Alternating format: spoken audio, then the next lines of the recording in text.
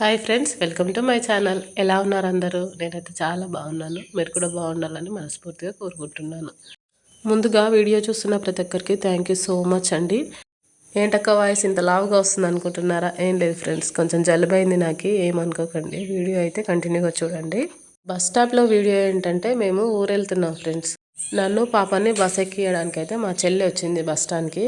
ఎందుకంటే 8 month pregnancy కదా, కొంచెం బస్ ఎక్కడానికి అంటే పాప ఉంది, పాపతో బస్ ఎక్కాలంటే కొంచెం ఇబ్బంది కదా, అందుకే మా చెల్లి అయితే బస్ ఎక్కియడానికి అయితే వచ్చింది.